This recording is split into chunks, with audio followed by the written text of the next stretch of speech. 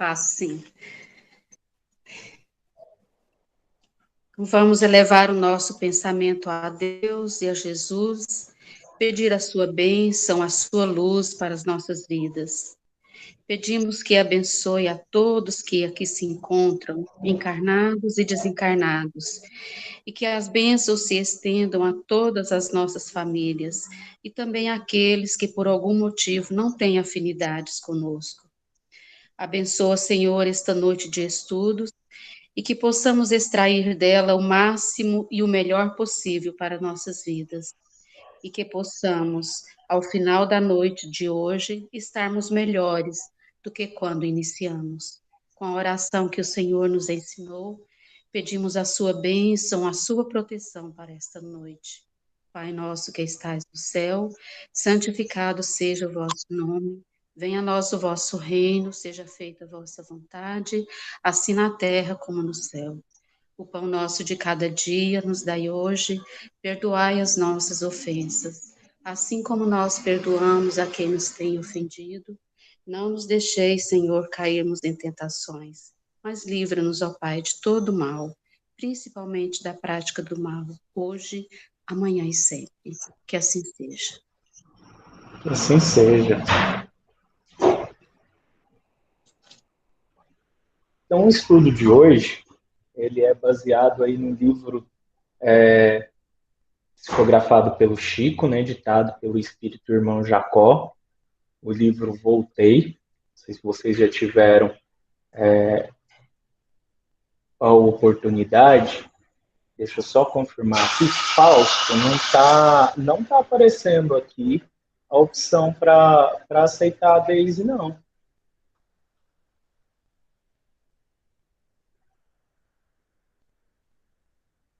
Pede para ela entrar por esse link que eu te enviei aqui no chat. Pede para ela entrar por esse link e ver se dá alguma diferença.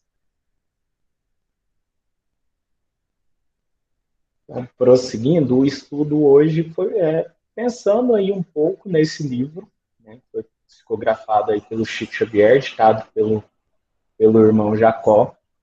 Ele é um livro aí que teve sua primeira edição em 1949. E eu escolhi o livro para falar um pouquinho, porque eu acho que ele traz algumas informações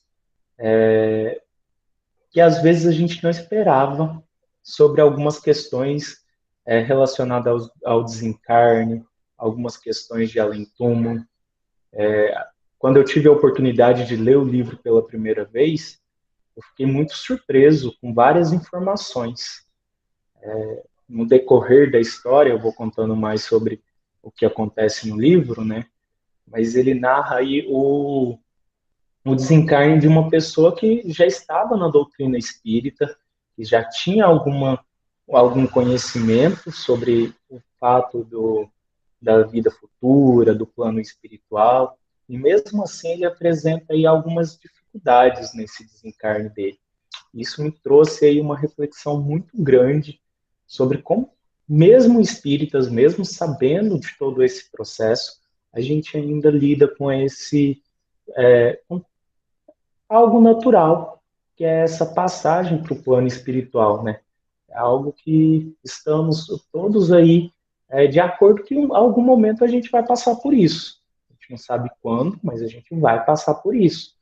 Não sabe se vai ser a primeira, se vai ser a última, quantas vezes mais isso vai acontecer, mas é um fato, né?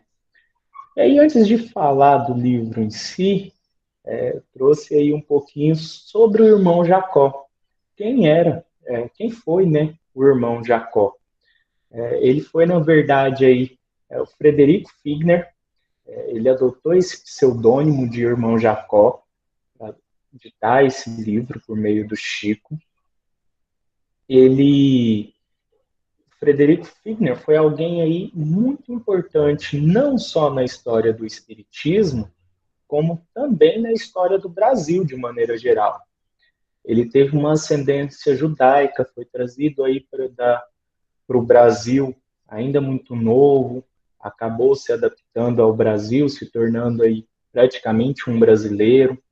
ele foi criador aí da primeira gravadora do gravadora musical do Brasil, né, que é a Casa Edison, e posteriormente aí a Odeon, que fabricava também os discos nacionais. Então ele trouxe aí o toca-disco para o Brasil, uma invenção para a época, algo de ponta.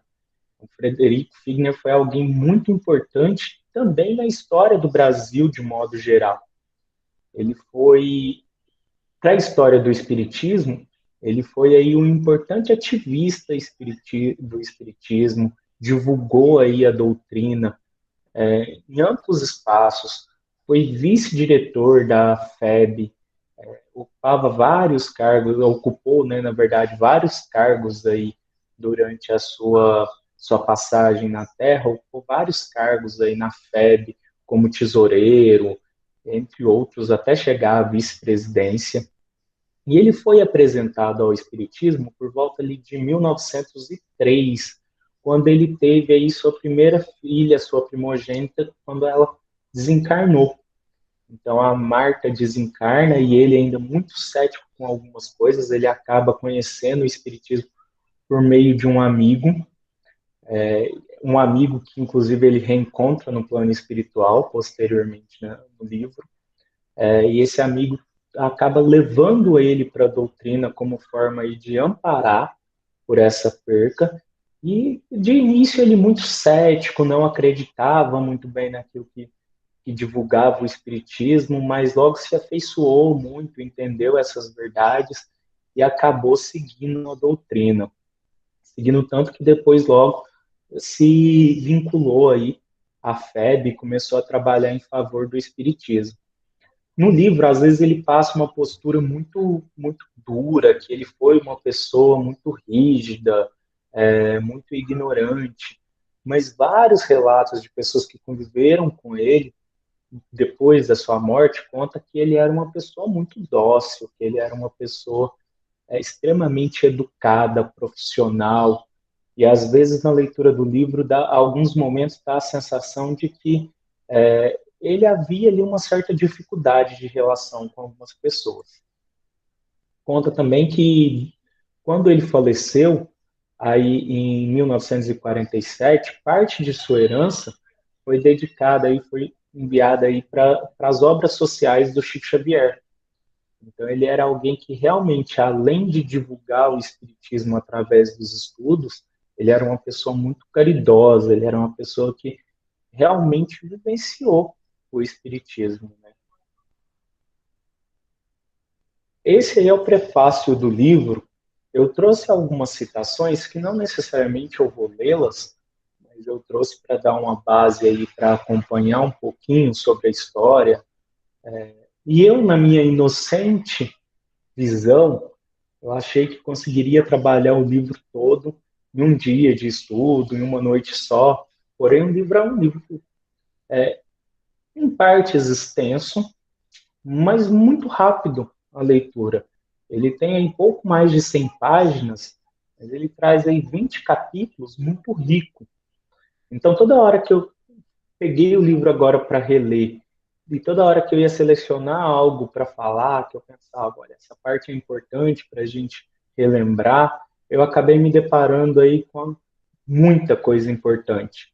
Em especial, só os 2 primeiros capítulos aí do livro, eu acho que daria um estudo específico sobre aquelas determinadas situações que ele narra aí nesses 2 primeiros capítulos.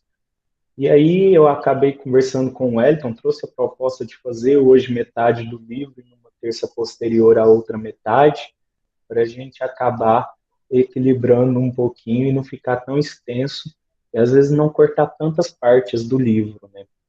Mas o que é importante aí no prefácio, que eu queria citar para vocês, é uma frase dele que marca muito essa obra. Ele diz aí que antes da passagem, tudo me parecia infinitamente simples. E aí ele coloca que, enquanto ele estava encarnado, e principalmente ele ligado à questão do espiritismo, ele sempre imaginava como seria esse momento de passagem, ele sempre imaginava como seria o desencarne dele. Porém, ele imaginava que seria algo muito simples, e a morte ia ser simplesmente a libertação do espírito e nada mais. Que era simplesmente esse espírito saindo do corpo e indo viver nos planos espirituais. Independente aí se for numa zona inferior, né, ou se fosse num lugar feliz, uma colônia espiritual de condição elevada já, ele simplesmente narra que ele imaginava que seria mera transição. E que aí que várias coisas relacionadas ao espiritismo, ele vai narrar mais para frente, ele considerava que era algo simples, era algo normal, cotidiano, como a gente faz o acordar, levantar, e aí escovar os dentes, ir para o trabalho, fazer o almoço. Ele imaginava que seria um processo rotineiro como esse, a parte aí do desencarne, a parte que ele simplesmente abandonaria aí o envoltório corporal e acabaria assumindo aí sua forma como espírito. E aí ele descobre, vivenciando isso tudo, né, narrando para a gente essa vivência dele, que é algo muito além do que ele podia imaginar. Não é algo tão simples assim. Então ele traz aí no primeiro capítulo o livro. Não sei se vocês tiveram a oportunidade já de conhecer o livro, mas o livro ele é dividido aí em 20 capítulos, e dentro de cada capítulo ele traz alguns subtítulos, alguns tópicos que eu coloquei separado assim na apresentação para a gente identificar a que parte ele está se referindo também, o que torna às vezes a leitura até mais rápida, mais simples de se fazer, porque os trechos acabam sendo bem curtos. Então aí nesse primeiro capítulo aí, ele dá nome de Volta, ele conta que ele está aguardando há muitas semanas uma permissão para escrever sobre esse retorno à pátria espiritual. E que ele já havia comentado, ele já falava muito, antes mesmo da sua morte, que assim que ele desencarnasse, ele ia procurar um médium mais próximo para poder escrever aos amigos encarnados, para relatar essa experiência, e como prova aí dessa vida além do túmulo. Então era algo que ele brincava cotidianamente aí com quem era mais próximo a ele sempre relatava, além das brincadeiras de sempre falar que queria ver as pessoas no seu velório, que queria as pessoas nesse momento. Só que aí ele começa a perceber aí que ele tem uma certa dificuldade para essa escrita.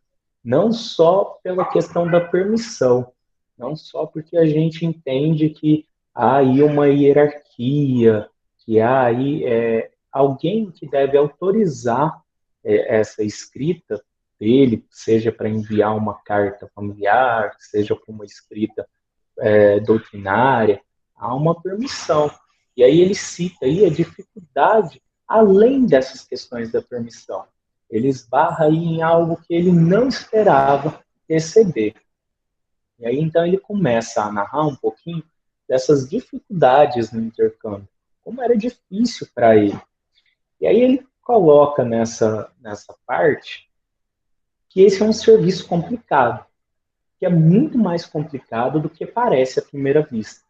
E quanto que, enquanto encarnado, todo esse processo, essas mecânicas mediúnicas, ele considerava algo simples. Ele achava que simplesmente o espírito estava ali ao lado do médium e o médium escrevia, ou mesmo a questão dos médiuns psicofônicos, né, que eles transmitiam a mensagem de uma forma num mecanismo muito simples. E ele vai percebendo que não, que até esses mecanismos para funcionar, para um bom funcionamento aí da mediunidade de uma maneira correta, são algo muito mais complexo do que ele imaginava, algo que às vezes passava despercebido para ele. Eu acho importante frisar aqui um pequeno detalhe. Até então, o livro, a primeira edição do livro, como eu falei anteriormente, é aí de 49, né? E até então a gente não tem aí tanto conhecimento do Espiritismo quanto a gente tem hoje com que possibilitou a gente conhecer. A gente tem aí as obras de Kardec até nesse momento, né? E Chico começa a despontar, a primeira obra dele, assim, relatando sobre a vida no mundo espiritual. Como é essa vida no mundo espiritual? Vem aí em 46, né, com o Nosso Lar, e ele vai citar bastante André Luiz como referencial durante o livro. Então, eles não tinham um conhecimento tão profundo como a gente tem hoje, porque eles ainda não se tinham deparado com tamanha obra. Então, é aqui um breve parênteses para destacar também a importância de Chico Xavier e a importância das obras de Chico para que a gente possa compreender o Espiritismo hoje, para que a gente possa valorizar exatamente toda essa vasta obra, esses mais de 400 livros psicografados pelo Chico, o quanto elas são importantes para a gente compreender o quanto Chico vem realmente aí dar continuidade ao trabalho do Kardec, sem entrar aí em questões polêmicas de que Chico seria ou não uma reencarnação de Kardec. Eu acho que a mensagem que Chico vem trazer, o serviço que ele se põe a fazer, é realmente dar continuidade a essa obra de Kardec. É realmente mostrar que o Espiritismo é vivenciado no nosso dia a dia. Kardec vem nos colocar a teoria e Chico vem nos mostrar muito prática desse Espiritismo, né? Então é só esse parênteses para a gente pensar realmente na importância de tamanha obra que Chico vem trazer para a gente. E aí, voltando então ao irmão Jacó, ele diz não ter todo esse conhecimento aí, ele não diz entender essas mecânicas da mediunidade, o quanto é difícil esse intercâmbio, essa comunicação do espírito com um médium para que possa escrever posteriormente aí para todo o seu grupo.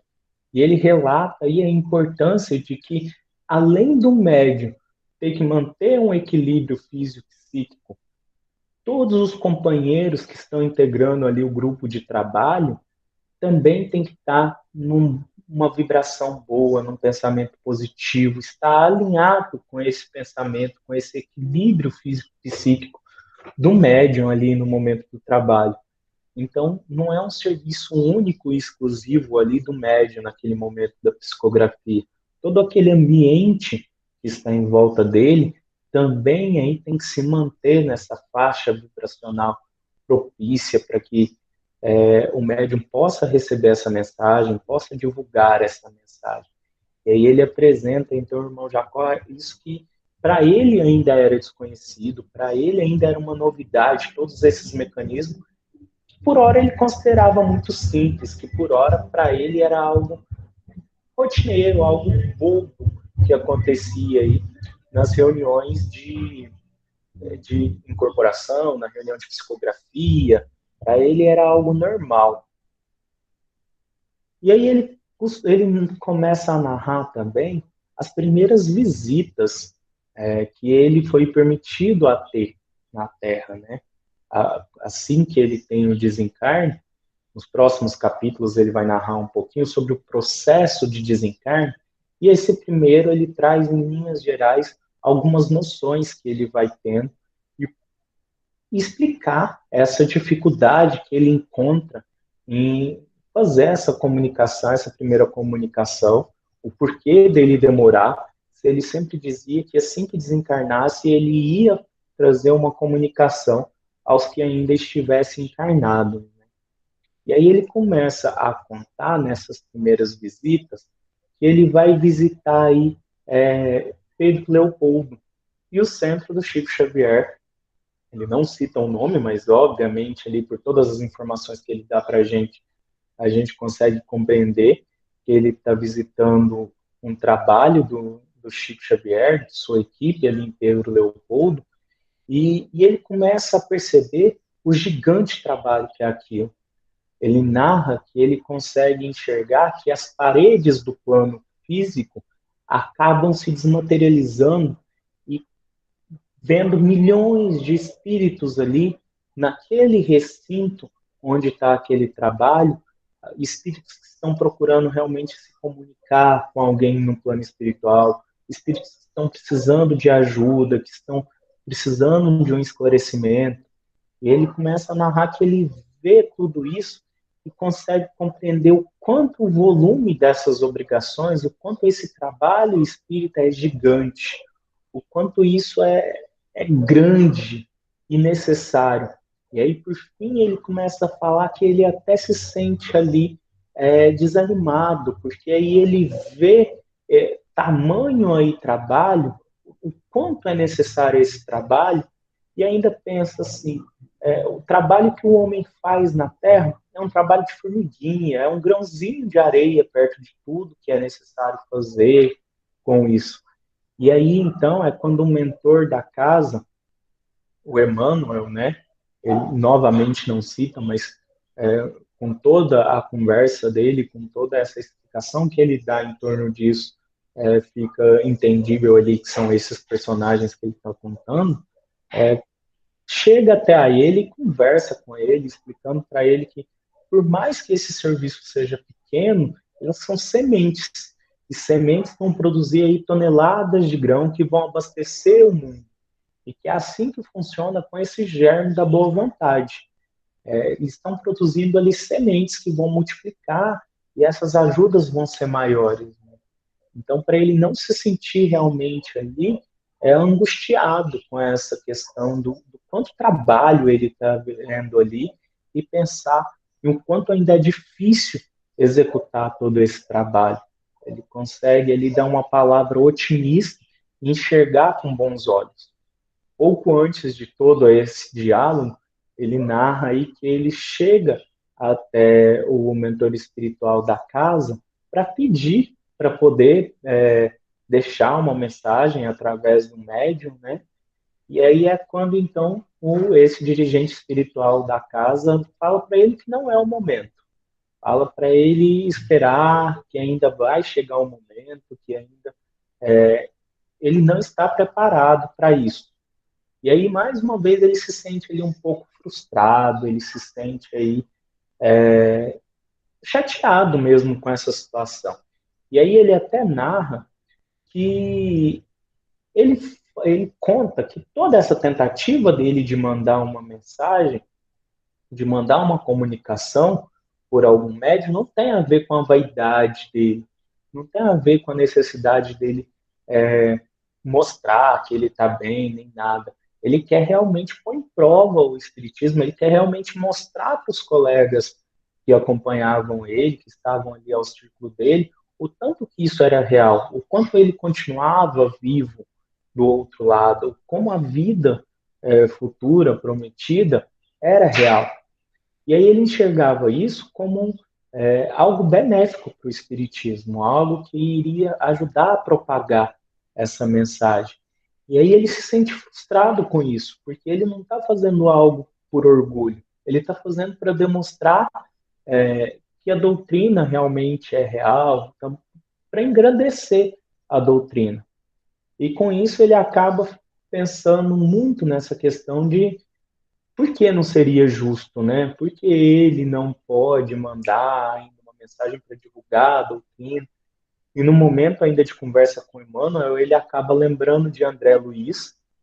A gente conhece a história de André Luiz através do filme, através do livro Nosso Lar, que ele passou aí por momentos perturbadores em zonas inferiores, né? Passou alguns anos aí no umbral, e logo depois ele é resgatado, tem todo o trabalho dentro do hospital, começa o trabalho varrendo, né? E posteriormente vai crescendo no trabalho para o bem, até ter a chance de se comunicar e começar toda a série de livros com o Chico. E aí ele lembra disso e ele pensa, o André Luiz estava naquela situação de sair do umbral e logo conseguiu escrever, e eu nem passei por esses momentos e ainda não consigo me comunicar.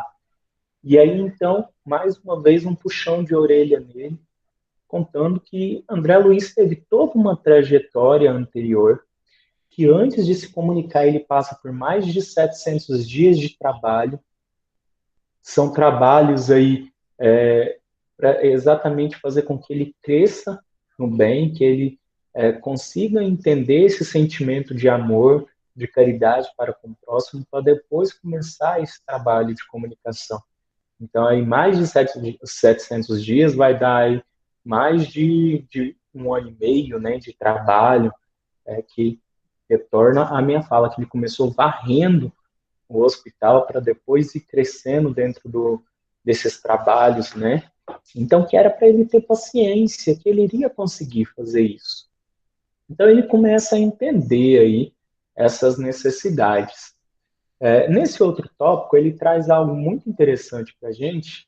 Ele narra que enquanto ele está nessa casa, nesse centro, em Pedro Leopoldo, ele identifica alguns raios negros, alguns raios escuros aí, umas energias saindo de alguns lugares, dentro desses espíritos sofredores. E aí, aqueles que estavam acompanhando ele, explicou que esses espíritos que estão sofrendo ainda, esses espíritos que necessitam ainda dessa atenção, vão emitir mesmo esses raios, como quase que um pedido de socorro. Ao mesmo tempo que aqueles que estão em serviço do bem, aqueles que ainda encarnados estão trabalhando ali é, numa posição de ajudar aqueles que estão desencarnados, também vão produzir aí uma certa energia, eu até me perdi na palavra, mas ele fala sobre um certo fluido que todos aqueles desencarnados que fazem parte da equipe espiritual do orientador da casa, do dirigente espiritual da casa, utilizam esse resíduo, que é produzido para fazer coisas necessárias, desenvolver basicamente aí um auxílio para esses espíritos sofredores. Então, com essa energia aí dos encarnados, com esse pensamento elevado, ele consegue produzir aí medicamento, basicamente, para aqueles que ainda estão sofrendo, para aqueles espíritos ainda necessitados disso. E aí ele começa, eu até falei essa parte antes, né, que é a parte onde ele relata aí sobre André Luiz, o quanto ele começa a pensar nisso, e aí acaba levando um puxão de orelha nisso, né? E ele começa o próximo capítulo aí, narrando já essa situação do desencarne dele, né? O título do capítulo é A Frente da Morte, e ele começa relatando aí os momentos anteriores ao desencarne dele. Ele acaba voltando aí nesse tempo, ele estava narrando anteriormente, então, essa dificuldade de comunicação e essa necessidade que ele sentia de comunicação, e agora ele começa a contar, então, esse momento do desencarne dele, até o momento onde ele vai chegar, enfim, ao plano espiritual, e as dificuldades e as coisas diferentes que ele vai encontrar por lá. Esse capítulo em específico, eu falei para vocês que os dois primeiros capítulos dariam estudos à parte, de tamanha importância, de tamanha tanta coisa que eles trazem de diferente para a gente analisar o Espiritismo, né? Esse capítulo 2 em específico, eu acho que ele é um dos mais científicos do livro, que ele vai narrar muitos aspectos científicos desse desenlace do corpo físico, né? Desse momento de transição do corpo material para o plano espiritual. Ele é riquíssimo em detalhes. Eu trouxe algumas descrições, algumas coisas aqui para pontuar sobre esse. Eu acho que é importantíssimo aqui frisar que todo esse grande resumo que eu estou fazendo do livro é algo muito minúsculo, perto de tanta informação que o livro traz, perto de tanto conhecimento que o livro nos possibilita ter contato. Então, que é muito necessário fazer a leitura, que é algo interessantíssimo de se conhecer, mesmo já sabendo um pouco aí da história, mesmo já conhecendo alguns detalhes, como a gente está fazendo aqui, é um livro que eu acho que os espíritas deveriam ter um conhecimento sobre ele, deveriam ler para conseguir interpretar, para conseguir entender algumas coisas referente a esse momento de desencarne. Porque ele mostra que mesmo a gente espírita, mesmo esse assunto tá no nosso cotidiano, essas questões do desencarne, essas questões da gente entender que não há morte, que é apenas o corpo físico, que o espírito continua numa vida, ele vai mostrar as dificuldades desse processo mesmo. Ele vai mostrar o quanto isso é importante a gente ter conhecimento desses processos, porque ele mesmo, que tinha todo o conhecimento, que estava muito ligado à área, à divulgação do espiritismo, teve aí todo um processo de desencarne até dificultoso. Imagina aqueles que não têm tanto conhecimento, imagina aqueles que não estão familiarizados, de certo modo, com isso, né? Então, acho que é importantíssima a leitura desse livro, o conhecimento sobre ele. Voltando aqui ao capítulo 2, então, ele falando aí sobre essas questões mesmo do desencarne. E aí ele fala que ele tem muitas dúvidas, né? A gente não sabe realmente como se opera a desencarnação, que forças atuam no grande momento. E aí ele conta que de vez em quando a gente sempre tem um contato aí, né? A gente lê bastante sobre esses processos na obra aí de André Luiz, esse Bozano que ele cita, acho que eu coloquei uma citação dele um pouco para frente, sobre um livro do Bozano, onde ele relata essas questões de experiências com a morte, né, com o desencarne, e que mesmo sabendo sobre tudo isso, ele não sabia muito bem como era esse processo de desencarne, mas ele sentia que aquilo se aproximava. Ele acaba ficando doente, ele desencarna aí com 80 anos, né? Para a época, se a gente pensar assim, que a taxa aí de mortalidade da época, a taxa de vida aí da época era bem menor. Hoje, se eu não me engano, está aí na faixa de uns 70, 75 anos. Então, naquela época, a perspectiva de vida era ainda menor, né? Ele desencarnou aí até tendo uma vida muito longa, com 80 anos, era algo até meio que raridade para aquele tempo. E ele conta aí que ele estava doente, e ele, deitado na sua cama, ele consegue, então, identificar que se aproximava aí esse fim do corpo físico, se aproximava o momento de desencarne dele.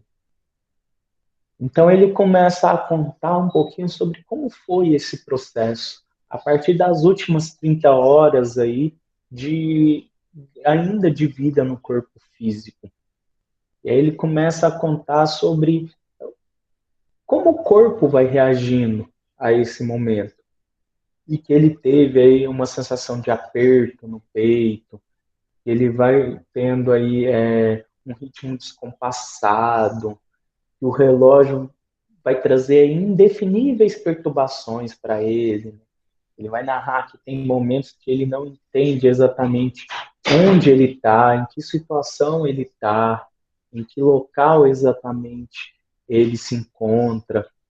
Ele vai relatar que tem momentos aí que ele que ele não consegue distinguir exatamente se ele está num plano espiritual, se ele passou por um processo de desdobramento, ou se é um plano físico. E ele narra algumas perturbações. É importante lembrar aí que todos esses acontecimentos aí que ocorreu com ele não é algo certo que vai acontecer com todos, né? Não é um padrão. Ele narra as situações que ele passou durante esse processo de desencarne. Mas para cada um, há um processo de desencarne diferente. Cada um vive esse processo de um modo diferente. E aí ele conta aí, eu acho que esse trecho é um trecho de importância aí para se reproduzir, porque ele conta aí que ele não tem, por enquanto, recurso verbal para definir a situação. ele não consegue contar, então, em palavras, como é essa situação de desencarne. O que ele está passando, o que ele está sentindo nesse momento. Ele recorda que de um livro do Bozano, que como eu falei para vocês, aí, o livro é sobre essas questões da morte, o livro que ele cita é A Crise da Morte, do Ernesto Bozano, que vai contar sobre algumas experiências com relação à morte, né? E que ele analisa esse comportamento, esse momento de desencarne, o comportamento dos moribundos. Entretanto, sou forçado a asseverar que todas as narrações que possuíamos nesse sentido comenta palidamente a realidade. Então, falta até recursos para ele definir exatamente o que ele está sentindo nesse momento. Falta exatamente aí como se expressar esse sentimento do desencarne, como era esse momento que ele estava vivendo. E aí ele vai tentar narrar isso da melhor forma possível, né? Ele começa a narrar o quanto ele fica aí entre esse estado de se sentir desencarnando, mas sentir ainda algo no plano físico. E ele consegue, eu imagino, quando eu leio, quando eu faço a leitura dessa parte especial, eu imagino muito aquela sensação de, por exemplo, assim, quando a gente está dormindo e começa a despertar, e alguém está ao nosso redor e conversa, e isso acaba influenciando, às vezes, no sonho que a gente está tendo, e aí a gente começa a misturar a realidade com o sonho. Eu acho que é mais ou menos esse momento de perturbação onde a gente não consegue entender se a gente está dormindo, se a gente está acordado, se o que a gente está ouvindo está acontecendo mesmo em tempo real aqui à minha volta, ou se é realmente um sonho. Eu imagino muito sobre esse momento, algo mais ou menos nesse nível. Deve ser algo bem próximo a isso. E aí ele começa a narrar sobre esse momento, de fato, aí, da desencarnação, desse desenlace dele com o corpo físico, né? Ele conta aí que, então, ele consegue reconhecer aí a Marta. Marta é a filha dele que desencarna, é a primogênita dele que desencarna, e até, como eu relatei lá no início, é pelo desencarne dela que ele vai se aproximar aí do espiritismo, né? Ele reconhece a Marta aí nesse momento de ajuda ao desencarne dele, a essa ação de desatar aí os últimos nós que ligam o corpo físico e o corpo espiritual aí do irmão Jacó. Aí ele conta um momento bem interessante, que é quando ele consegue aí, enfim, então, realmente passar por esse processo e começa a ver, então, a sua duplicata. Ele começa a se ver fora do corpo. Ele já se encontra aí em partes desligado desse corpo material. Ele consegue enxergar esse corpo material. Ele começa a se sentir desconfortável, ele começa a se sentir aí de uma forma estranha. Ele comenta também que é como se dois corações batessem no peito dele. Um no corpo físico, o outro no corpo espiritual, e ele sente esses dois corações bater ao mesmo tempo.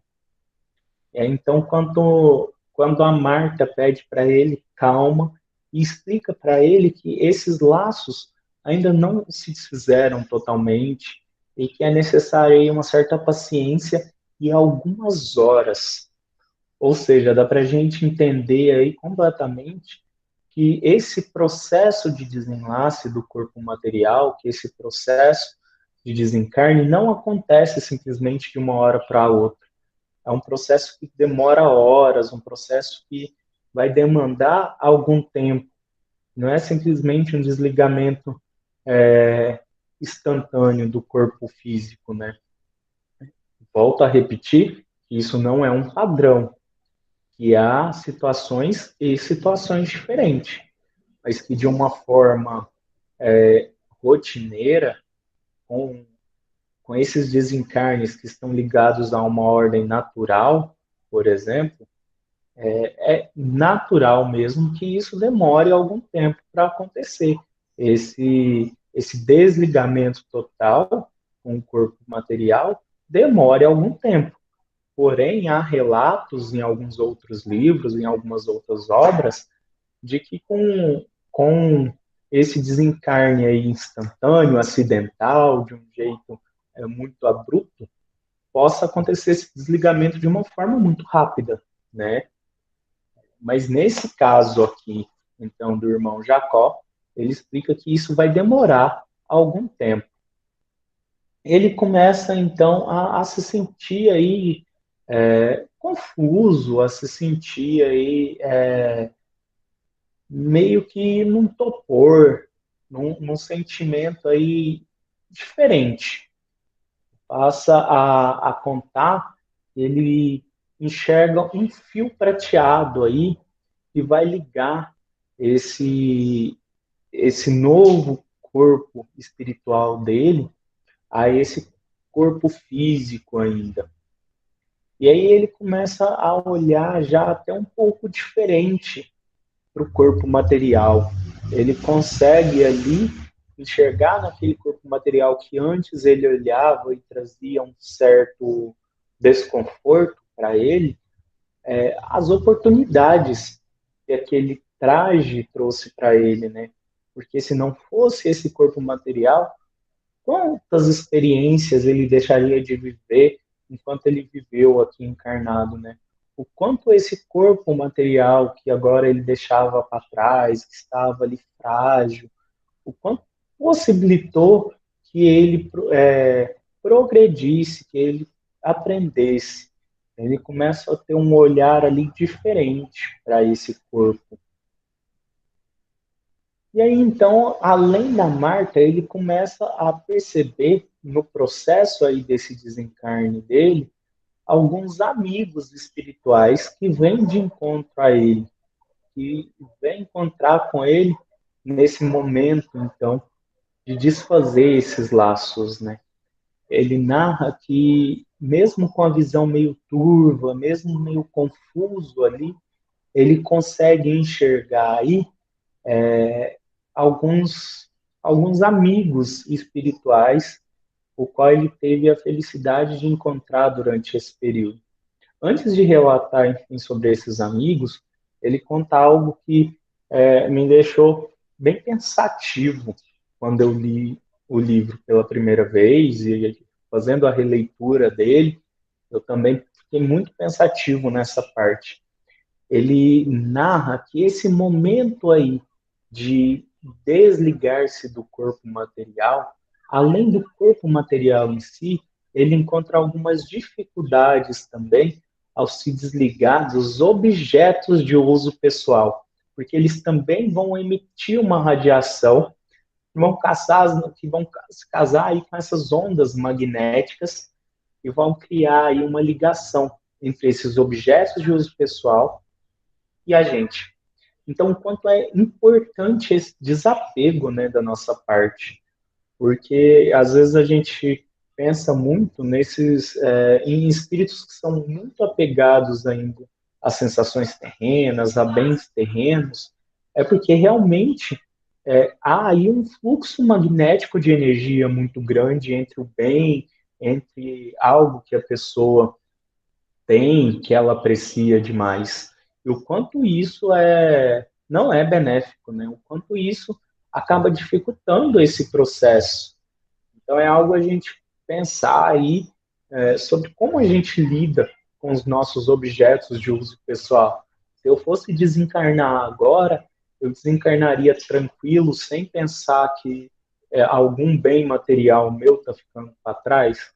Eu não teria esse desconforto aí de me desprender dessas ondas magnéticas que ligam o meu eu e esse bem material, que a gente sabe que é algo totalmente transitório, que é algo totalmente desnecessário no mundo espiritual. Como a gente lida com isso, né? Então, essa parte me deixa muito pensativo. A, a, a realmente repensar essas atitudes de como eu lido com esses objetos, né? Eles são de usos pessoais, eles são algo que facilita a minha vida no dia a dia, mas eu tenho aí essa paixão por ele, a ponto dele atrapalhar que esse momento de desencarne meu possa ser dificultado por causa disso, por causa dessa ligação. É algo que vale muito a gente refletir. E aí, antes de passar para a próxima parte, nessa ainda sobre os amigos espirituais, ele conta aí que ele encontra, então, dois amigos em especiais na assistência aí, junto com a Marta, né, a filha dele. Um dos amigos espirituais é o irmão Andrade, alguém que ele tinha contato, que era amigo dele aqui, enquanto os dois encarnados. E o outro é o Bezerra de Menezes, que faz que ajuda, dá essa assistência a ele nesse momento de desencarne e vai dar essa assistência posterior aí durante todo esse processo, ele construindo essa vida nova, que é o que ele traz aí no capítulo 4. Ele começa aí a ter uma visão diferente aí de várias situações. Ele começa aí ele retoma essa ideia do quanto essa ótica, essa ideia do desencarne é mostrado na Terra, quanto é diferente o que é vivenciado isso. E o quanto ele está ansioso aí por esse contato, como ele vai narrar lá no início do livro, lá no primeiro capítulo, o quanto ele está ansioso por esse contato, em regressar para contar aos irmãos encarnados ainda sobre essas notícias, sobre como foi esse processo de desencarne, sobre realmente essa nova vida que aguarda ele do outro lado. Ele coloca que esse contato com a natureza, que é imposto a ele e que é imposto a todos nós, que todos nós vamos passar por esse momento, né? O quanto é singular e é renovador para ele, porque traz uma nova perspectiva de vida, traz aí para ele um novo olhar para isso tudo. Apesar desses sentimentos desagradáveis, de algumas impressões aí que ele está tendo, ele ainda se vê muito otimista nesse sentido de renovação. Ele começa então aí a narrar sobre algumas conversas que ele vai tendo com a Marta e posteriormente aí com os amigos espirituais, né? Especialmente aí com o irmão Andrade e o Bezerra, sobre como essas impressões dele começam a ser diferentes, sobre como ele começa a observar outras coisas na Terra. É como se ele falasse que ele está vendo tudo muito mais vívido, se ele visse uma árvore com cores muito mais vívidas, muito mais alegres. E aí a Marta relata para ele que após essa libertação do corpo físico, depende muito aí do estado mental que se encontra o desencarnado, todas essas questões vão realmente mudar. Todas essas questões de visão, como a gente consegue encarar aspectos físicos, vão ser de uma outra maneira. A gente começa a ter uma outra visão, enxergar diferentes perspectivas, diferentes impressões mesmo, sobre tudo que está ao nosso redor.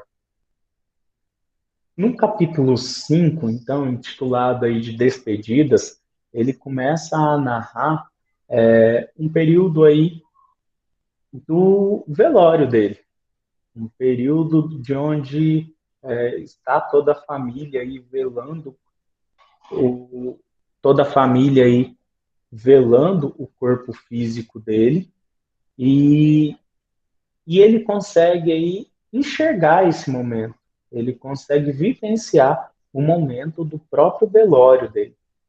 Tanto que antes de realmente vivenciar isso, o Bezerra pergunta para ele se ele se sente preparado para isso, se ele se sente realmente preparado para vivenciar esse momento, porque seria um momento ali de romper, de fato, com os últimos laços no plano encarnado, que seria aí realmente o corte desse cordão umbilical ainda que ligava o corpo material e o corpo espiritual. E aí ele acaba mesmo tendo um sentimento aí meio aflitivo, ele ainda se sente preparado para isso, é quando então ele é levado à casa dele para realmente fazer esse processo, né? Fazer com que haja aí o desencarne, o processo mesmo total aí de desencarne e que ele possa se libertar realmente do corpo material. Ele conta aí que quando ele chegou então no na casa e ele encontra todas aquelas pessoas no velório dele, ele tem algumas sensações aí desagradáveis, ele tem aí algumas ele se depara com um ambiente que não é tão acolhedor, por assim dizer, para uma alma recém-desencarnada. E ele narra que ele tinha aí um sono, ele acaba ficando aí nesse sentimento aí de torpor, e a Marta então começa a narrar para ele, começa a explicar para ele algumas relações, que algumas almas, ao desencarnar, elas vão passar aí por longuíssimos tempos de sono, vão dormir e vão passar por todo esse processo da desencarnação sem realmente saber o que está acontecendo. E que algumas outras vão, vão ter todo esse conhecimento desse processo, vão vivenciar todo esse processo e que vai passar por esse momento de perturbação, mas que é uma perturbação passageira. Ela narra até que esses desencarnes aí, onde as almas dormem um tempo longo, há até vários casos de reencarnações compulsórias, onde o espírito não compreende que está desencarnando, onde o espírito não tem essa noção do desencarne e encarna novamente sem entender todo esse processo. Tamanho é aí talvez o padrão vibratório ainda, ou aquele espírito ainda não está preparado para tamanhas informações, né? Então acontece todo esse processo.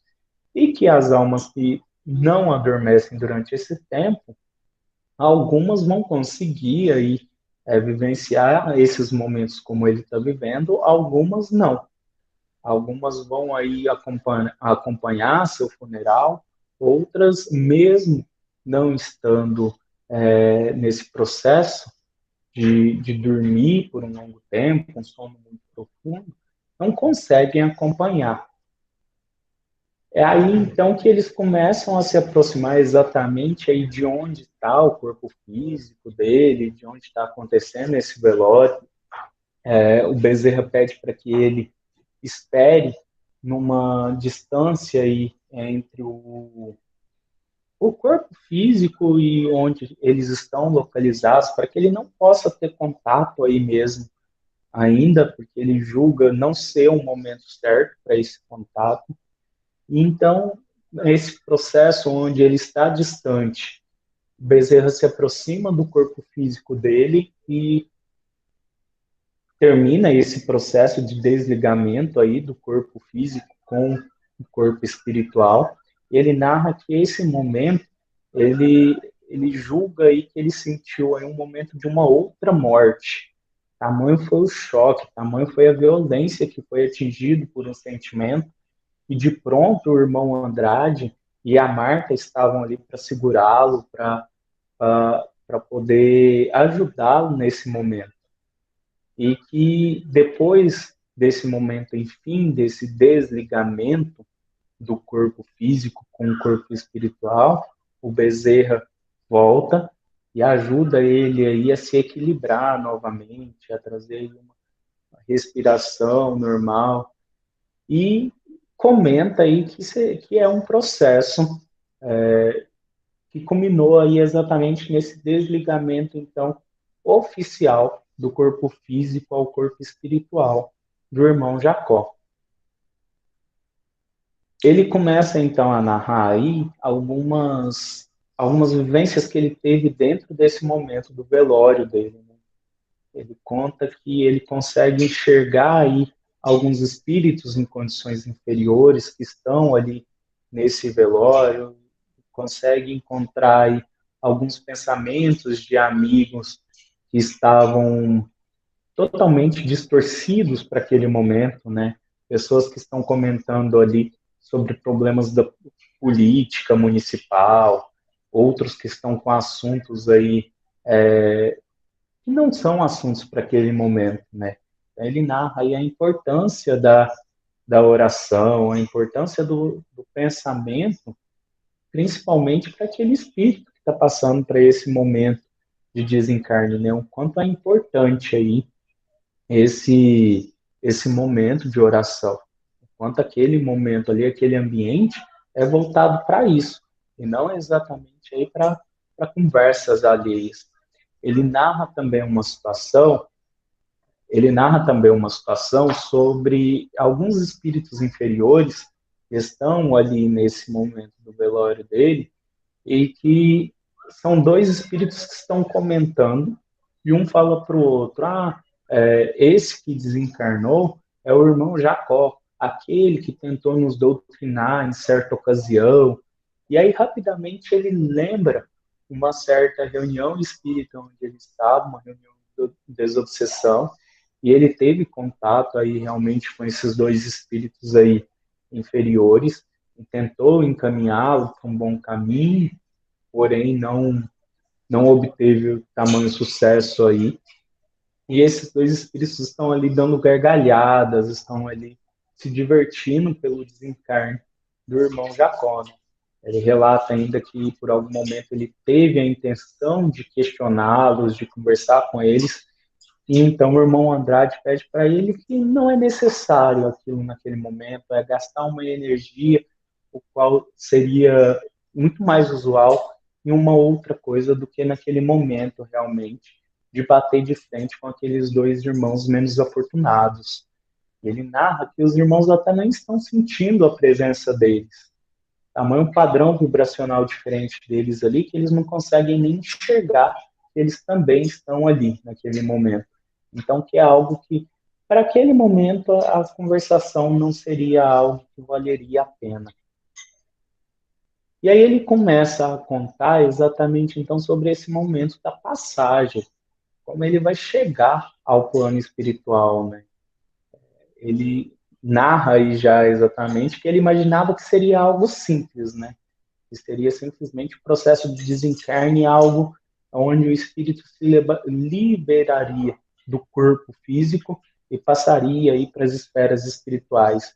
Mas ele vê que não, que é algo aí bem diferente, que é algo que é um processo que demanda tempo, demanda vários processos dentro dessa passagem, né? E ele comenta aí o quanto algo importante para que esse processo possa acontecer de uma forma tranquila é o quanto a gente pode trabalhar com as questões morais, o quanto não basta a gente estar ligado ao espiritismo, enquanto não basta a gente estar ligado à divulgação do espiritismo, mas é o trabalhar para o bem. O quanto isso é importante para que esse processo possa acontecer de forma agradável e para que realmente a gente possa aí crescer em frente a essas questões evolutivas, né? Quanto é essa questão de trabalhar moralmente, de trabalhar para o bem, que é o que nos vai permitir aí um melhoramento nessa vida, né?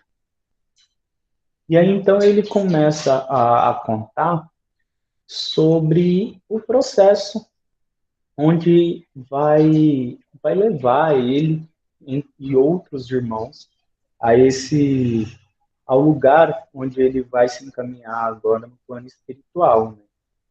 Então ele conta que o irmão Andrade volta a estar junto com a Marta e com o Dr. Bezerra nesse momento com ele, pede para eles esperar em determinado ponto, conta para ele que vão esperar ele e a Marta em um determinado ponto, para que ele possa ir reunir alguns outros companheiros que desencarnaram aí na véspera, nesse tempo em que ele desencarnou também, né? Ele conta que alguns aí desses companheiros pareciam aí liberados alguns dias, mas não tinham condições aí muito boas, alguns estavam meio aéreos, alguns pareciam aí não entender realmente o que estava acontecendo. E ele fala aí que esse momento do encontro dele, esse momento onde eles estão juntos ali, é um momento de grande importância, principalmente para esses recém-desencarnados, por essa segurança que a estabilidade da Marta, do irmão Andrade, do Bezerra de Menezes trazem para eles, para que eles não possam ser aí alvo de forças inferiores, alvo de espíritos aí que ainda estão muito ligados às sensações do plano físico. O quanto esse momento é um momento delicado para esses recém-desencarnados e o quanto é importante que eles estejam juntos ali sob a proteção. E aí ele começa a narrar aí sobre a partida, sobre o momento em que eles vão aí de fato se encaminhar para esse lugar. Ele começa a contar que eles vão sobrevoando aí por um caminho acima das águas e vão passar aí vão se elevando por um processo de volitação aí, graças a esses espíritos que estão junto a eles. Ele narra que não há somente aí nessa elevação, nessa condição de um espírito superior, o irmão Andrade, a Marta e o Bezerra. Cada um dos desencarnados que estão ali conta mais ou menos com um par de ajudantes aí para esse momento. Então, um terço aí dessa companhia que segue para esse lugar são de espíritos aí já superiores, né, a esses recém-desencarnados. E por isso esse processo aí de volitação é possível e por isso eles conseguem aí levar esses irmãos recém-desencarnados a esse processo. Ele começa a contar, então, sobre alguns fenômenos que vão acontecendo durante a viagem, durante esse percurso. E aqui no início desse capítulo, ele traz realmente, mais uma vez, a necessidade do quanto é importante que a gente, no nosso íntimo, a gente tenha essa consciência tranquila do quanto a gente fez o bem, do quanto a gente praticou o bem, praticou a caridade e seguiu os ensinamentos evangélicos. Porque durante essa viagem, um dos acidentes que vai acontecer aí durante essa viagem, esse intercâmbio aí com o mundo espiritual, aí está muito ligado a essa questão da consciencial. Então ele conta aí que esse sentimento de bem-estar com a gente mesmo, esse sentimento de um dever cumprido, de prática do bem, é essencial para essa passagem.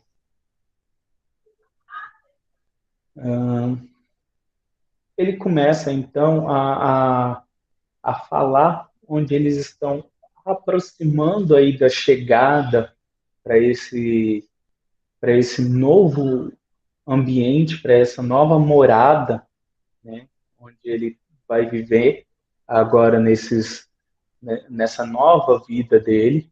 Ele começa a contar sobre algumas paisagens diferentes, o quanto ele consegue enxergar algo diferente. Ele relata uma passagem por uma ponte extensa, para chegar até o lugar onde ele está agora, para contar sobre o lugar onde ele está vivendo.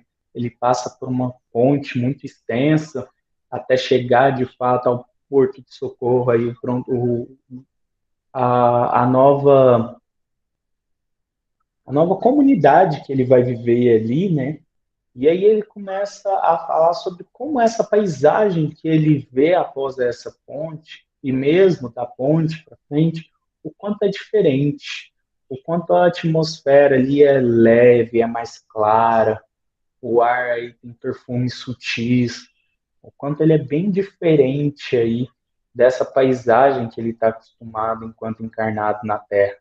Ele conta que o sentimento que ele tem ali é o sentimento de regresso a uma casa paternal. E aí ele conta que é até como o filho pródigo da parábola, do filho que retorna à casa do pai. Todo mundo provavelmente conhece essa parábola do filho pródigo, né? Ele retorna ao seio da família, é recebido e se sente bem recebido. Então esse é o sentimento que ele tem ao retornar aí à pátria espiritual. É o sentimento de estar de volta em casa. Nesse momento, ele conta que, ao estar caminhando para a comunidade, ele encontra alguns amigos, enquanto encarnado, ele fez aí diversos amigos, e esses amigos que ele narra encontrar são ex-presidentes, ex-dirigentes da FEB, que assim como ele desencarnou já, e ele começa a ter aí contato com esses dirigentes, ex-dirigentes da FEB.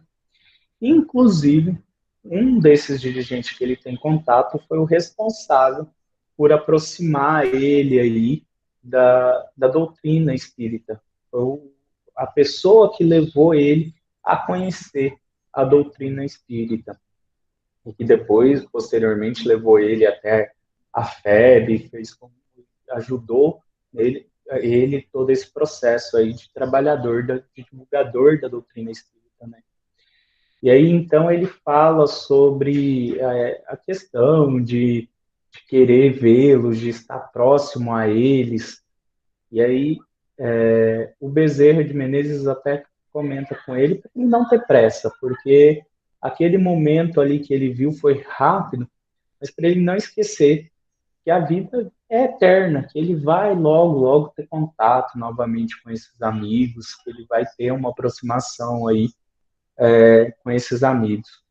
Ele narra também que o Stirling, um dos amigos dele,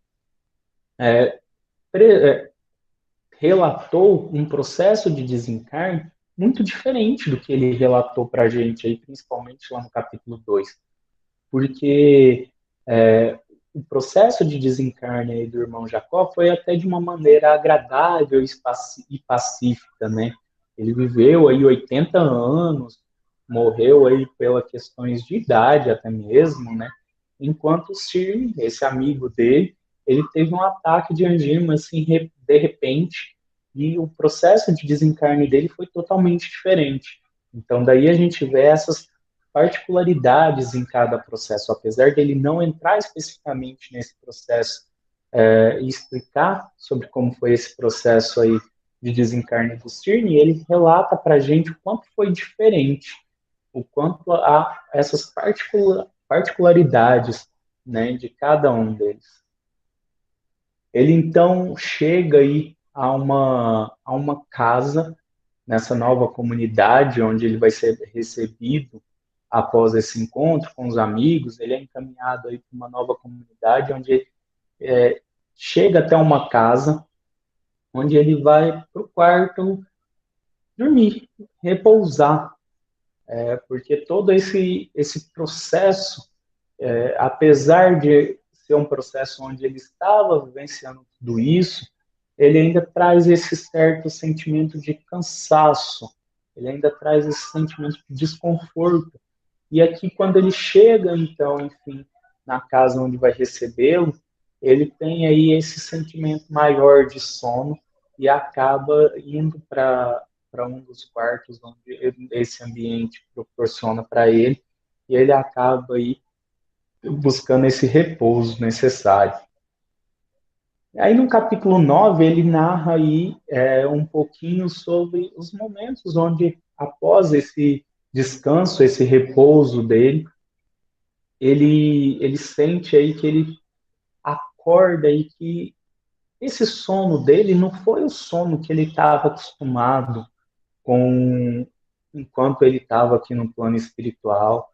Foi um sono aí diferente, que ele parecia aí ter algumas recordações, que ele parecia vivenciar coisas que ele já tinha vivenciado, como se ele estivesse fazendo aí uma retrospectiva.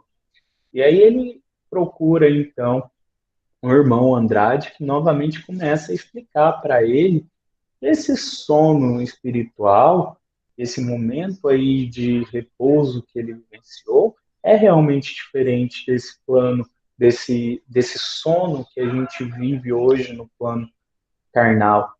E esse sono, ele na verdade não é um desligamento do corpo como a gente está acostumado aqui no plano material.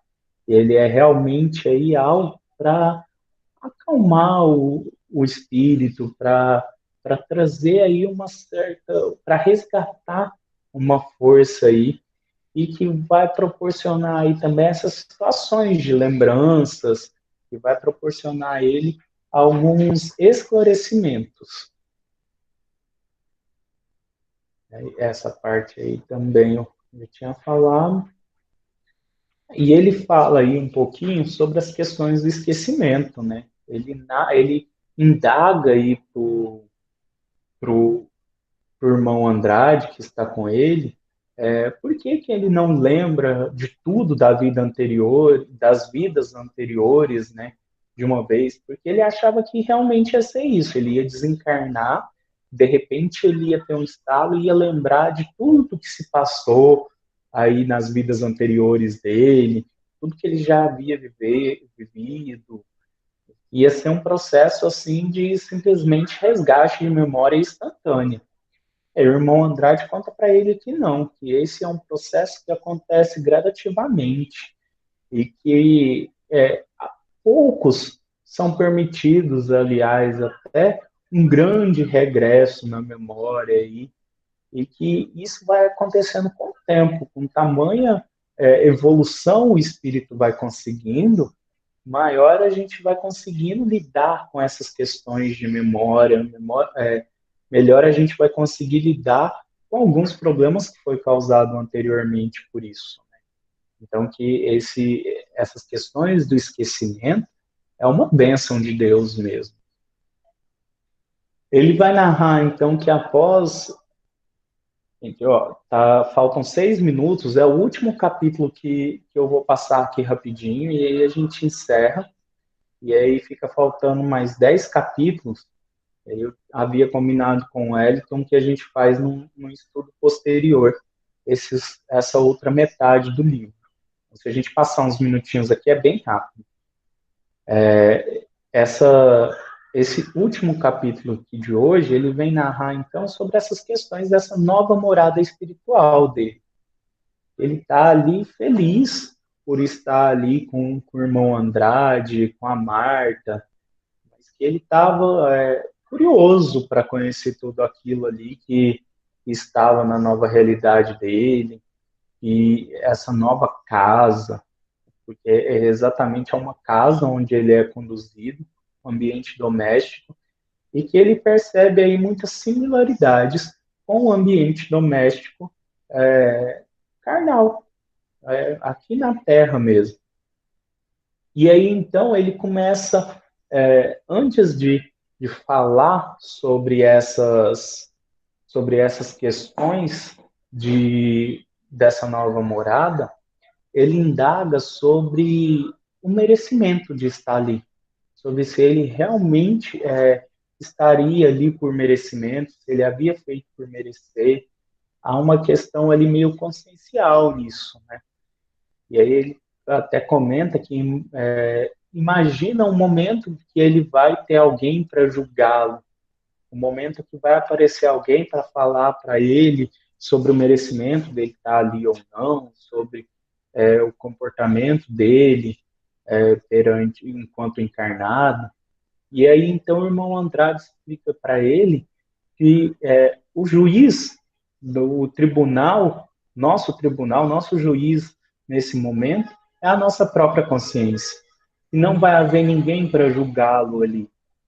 Daí a importância de se ter a consciência tranquila, de se trabalhar para o bem, de saber a importância de se trabalhar para o bem, de ser caridoso, porque é isso que vai ser sua balança para quando chegar no mundo espiritual.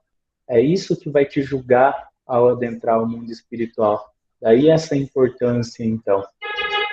E aí, ele começa, após ficar pensativo com essa explicação do irmão Andrade, o irmão Andrade acaba saindo, deixando ele aí com a Marta na casa, e ele começa a observar muito, reparar a essas novidades da casa. Ele percebe aí a casa que ela é bonita, organizada, bem decorada, nada muito luxuoso, mas tudo muito encantador, e que tem uma vida aí bem semelhante ao material caseiro que a gente conhece hoje em dia na Terra, né? Ela é bem semelhante às nossas casas da Terra também. Ele conta que a Marta se aproxima de um piano de cauda que está na casa, e que nesse piano ela teve aí, a satisfação de tocar para a mãe dela, anos antes da vinda dela. E aí ela toca para ele também, ele se mostra emocionado enquanto ela toca o piano também. E aí, percebendo a emoção, ela acaba encaminhando ele aí para um outro lugar da casa, para mostrar para ele mais sobre esse ambiente da casa, mostra para ele a biblioteca, e aí ele se encanta com a quantidade de livro, com a quantidade de informação que tem ali. Ele narra algo curioso sobre os projetos gráficos do livro, e nem se comparam aos projetos gráficos que a gente tem aqui na Terra, que é algo grandioso aí, perto do que a gente tem aqui, e que são muitas informações que essa biblioteca proporciona a ele a conhecer. É um ambiente ali que ele acaba ficando bem curioso. E aí, na última parte aí, então, desse capítulo 10, Encontrando a Mim Mesmo, acho esse subtítulo até, ele fecha aí com chave de ouro. Ele começa a entender a necessidade de se encontrar, a necessidade de se conhecer, para estar ali, para vivenciar essas experiências que essa nova vida vai trazer para ele. O quanto ele precisava aí de uma bagagem ainda maior de luz, para se aproximar aí dos espíritos superiores, o quanto ele ainda precisava crescer, o quanto ele ainda precisava trabalhar para o bem, para enfim chegar aí a um patamar desses espíritos superiores que ele conheceu ali, que ele imagina, que ele almeja ser, né? Então, o quanto é necessário ele se reencontrar, trabalhar a sua reforma, mesmo desencarnado, mesmo estando aí num plano espiritual, e o quanto isso é o que vai guiar ele aí para esse caminho que ele pretende trilhar. Então, por hoje é isso. Né? A tentativa aqui, mais uma vez eu reforço que não é nem falar exatamente o que era o livro, era tecer alguns comentários sobre algumas partes específicas do livro, possibilitar um conhecimento sobre a obra, atiçar também uma curiosidade para que vocês possam ler. E como eu falei, é algo muito pequeno, perto de tanta informação que o livro traz. É algo muito rápido mesmo, muito pincelado para o que o livro traz. E aí eu comentei com o Wellington essa semana, na semana que vem um amigo meu vai fazer um estudo para a gente. Eu consegui um horário que ele pode fazer um estudo.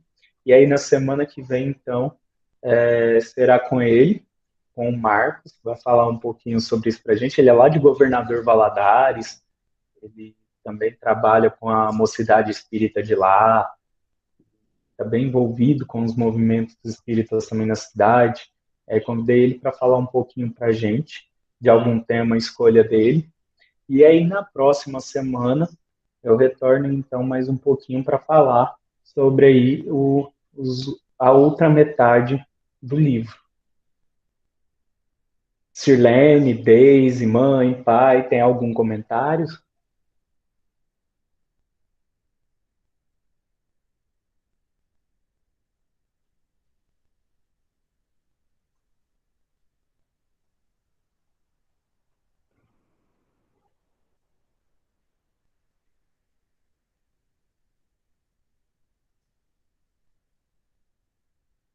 Então, acho que por hoje é isso. Deise, você pode fazer a oração final para a gente?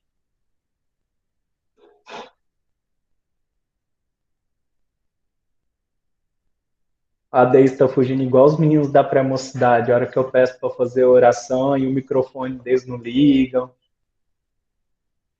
a internet cai.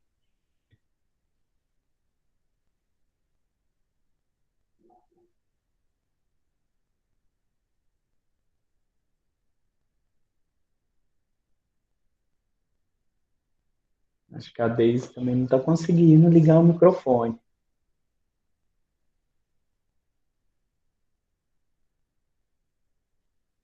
Bom, então vou fazer a prece de encerramento aqui. E aí na próxima vez a gente pede para a Deise fazer a prece inicial, fazer igual faz com os meninos da pré-mocidade. O dia que eles não fazem a prece final, no outro dia eles ficam para fazer a inicial. Então vamos mais uma vez elevar nossos pensamentos a Deus, nosso Mestre Jesus, agradecer a oportunidade por mais essa noite de estudo, de conhecimento, que a gente possa no nosso dia a dia colocar em prática o Evangelho de Jesus, buscando sempre o amor ao próximo, a prática da caridade, sempre melhorar, crescer moralmente, espiritualmente, que as nossas orações possam chegar a cada recinto necessitado de oração, a cada lar que nesse momento precisa aí de um afago no coração, a cada hospital com os doentes necessitados aí de uma recuperação, que possamos todos seguir sempre o caminho exemplificado por Jesus, para seguir sempre a sua luz e podermos evoluir cada dia mais. E com a oração que Jesus nos ensinou, pedimos permissão para encerrar mais esse trabalho da noite. Pai nosso que estais nos céus, santificado seja o vosso nome, venha a nós o vosso reino, seja feita a vossa vontade, assim na terra como no céu. O pão nosso de cada dia nos dai hoje, perdoai as nossas ofensas, assim como nós perdoamos a quem nos tem ofendido, e não nos deixeis cair em tentação, mas livrai-nos, Senhor, de todo mal, que assim seja. Então, boa noite, Sirlene, boa noite, Deise.